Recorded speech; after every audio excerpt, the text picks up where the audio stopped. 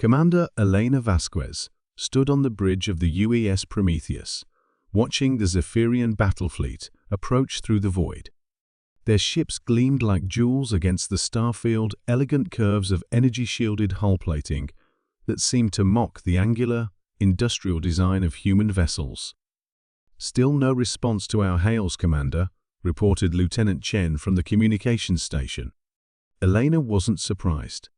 For 3 centuries, humanity had been the laughingstock of galactic civilization. While other species wielded plasma cannons that could melt asteroids, particle beams that bent space-time, and quantum torpedoes that existed in multiple dimensions simultaneously, humans stubbornly clung to their primitive kinetic weapons, railguns that fired simple metal projectiles using electromagnetic force. The Galactic Council's military archives were filled with dismissive reports about human slug throwers. The Altarian Empire's war doctrine classified human railguns as antiquated curiosities, effective only against unshielded targets.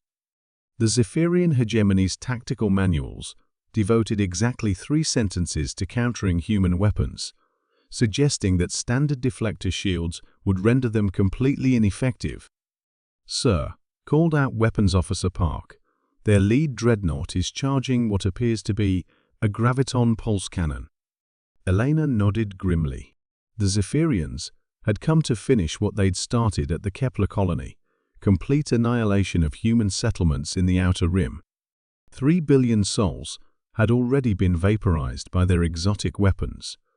Weapons that could collapse matter at the quantum level or tear apart molecular bonds with targeted frequencies. "Range to target?" Elena asked. 12,000 kilometers and closing, Park reported.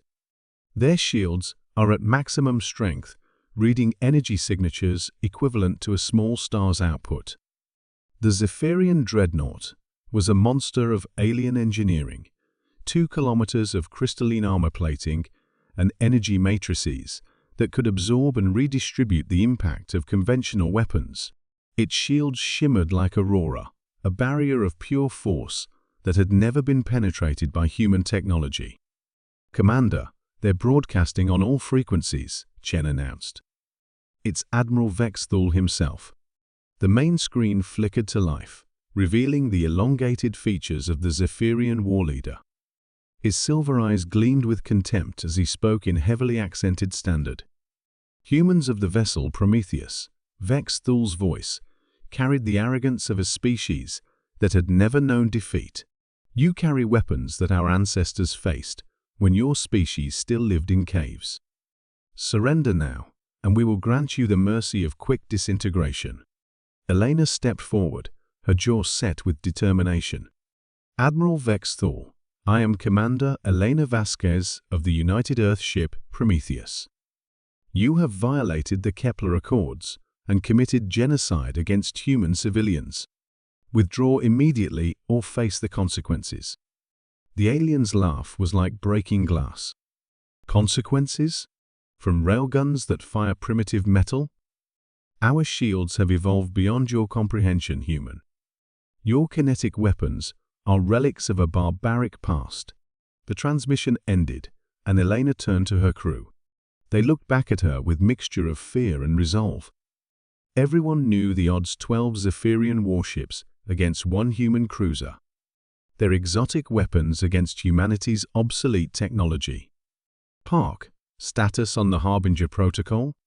The weapons officer's hands flew over his console. "Magnetic field generators at maximum capacity, sir.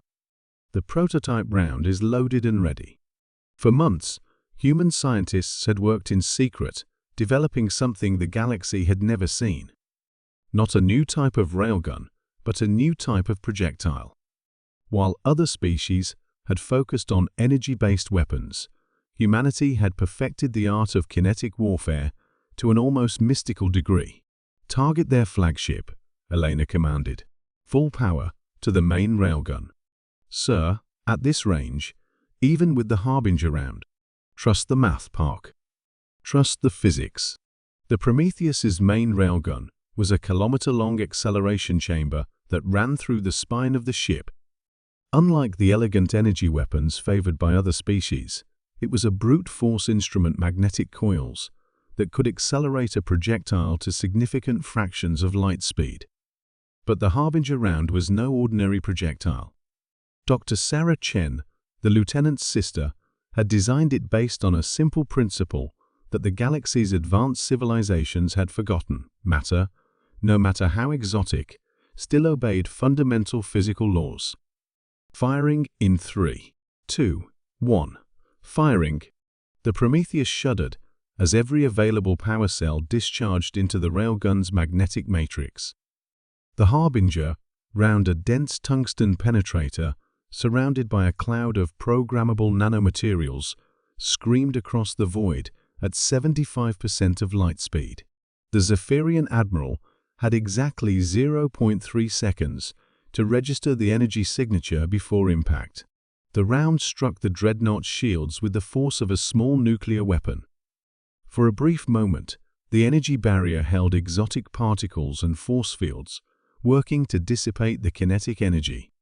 But the Harbinger round had been designed for this exact scenario. As it penetrated the shield matrix, the nanomaterials activated, creating a localized disruption field that caused the shield generators to overload and cascade failure throughout the entire system. Without shields, the dreadnought's crystalline armor met raw kinetic force at relativistic speeds. The laws of physics, unchanged since the universe's birth, asserted themselves with devastating finality. The tungsten core punched through 2 kilometers of alien superstructure like it was tissue paper, emerging from the other side trailing debris and atmosphere. The mighty Zephyrian flagship, pride of an empire that had conquered 17 star systems, broke apart in a brilliant explosion that lit up the void for light years in every direction. Silence filled the Prometheus's bridge as the crew stared at their displays. The remaining 11 Zephyrian ships had stopped advancing, their formation wavering as ship commanders tried to process what they had witnessed. "Impossible," whispered Park. Their shields were rated to stop anything short of a supernova. Elena smiled grimly. They were designed to stop energy weapons, exotic particles, quantum fluctuations, everything except a chunk of metal moving really, really fast. The communication channel crackled to life. Admiral Vex Thul's second in command appeared on screen, his silver eyes wide, with something the galaxy hadn't seen from a Zephyrian in centuries: fear. "Human vessel," the alien's voice trembled. We request immediate ceasefire to discuss terms." Elena looked at her crew, seeing pride replace fear in their faces. For 300 years, humanity had been underestimated, dismissed as primitive beings clinging to obsolete weapons. But sometimes, she reflected, the old ways weren't obsolete. They were just waiting for the right moment to remind the universe why they had survived so long.